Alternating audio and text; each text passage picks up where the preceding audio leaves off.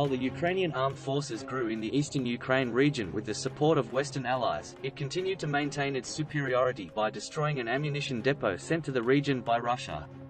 In the report published by the General Staff of the Ukrainian Armed Forces, it was stated that warehouses containing large amounts of Russian ammunition in the city of Izium were detected. It was reported that the Russian ammunition depots were destroyed shortly after they were discovered. Russia's loss of this large ammunition depot added to the Kremlin's increasing losses in recent days.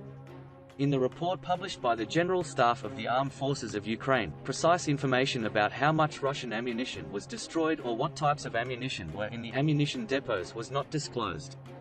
In a separate report, it was stated that the Ukrainian Defense Forces also damaged a separate ammunition depot in the Davidov-Brid area, a village near the city of Kherson. Russia was able to seize both Izium and Kherson region in the first days of the occupation.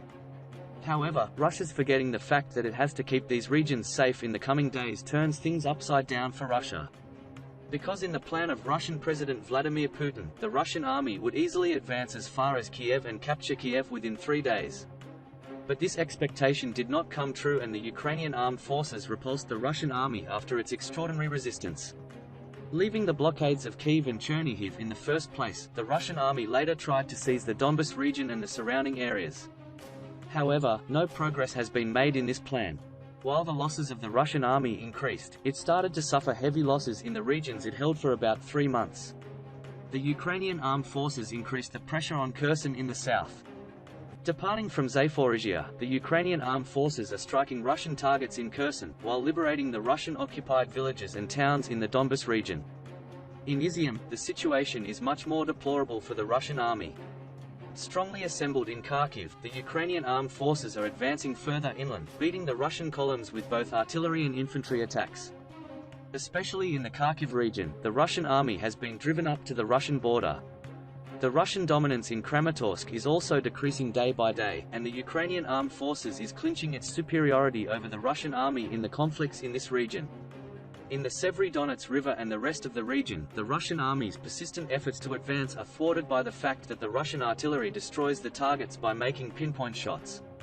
Russia, which lost dozens of tanks and armored vehicles on the pontoon bridge, which was blown up in the past days, aims to build a new bridge in the region. However, it is thought that the Ukrainian armed forces will not allow this. In the light of the reports published by the Ukrainian armed forces, the Russian army has lost nearly 1,250 tanks, nearly 2,200 armored vehicles and nearly 600 artillery systems in Ukraine to date. In addition to these systems, a total of more than 28,000 Russian soldiers are claimed to have been killed.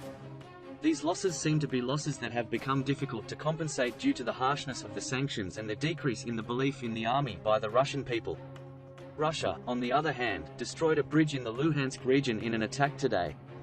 The head of the regional military administration, Serhiy Haidai, reported that the bridge between Severodonetsk and Lysychansk in the Luhansk region was destroyed by the Russian army.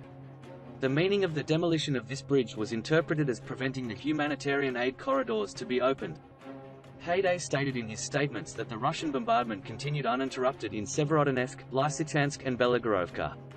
The Russian army, which could not advance in the ground operation, continues to damage civilian infrastructures with bombardments.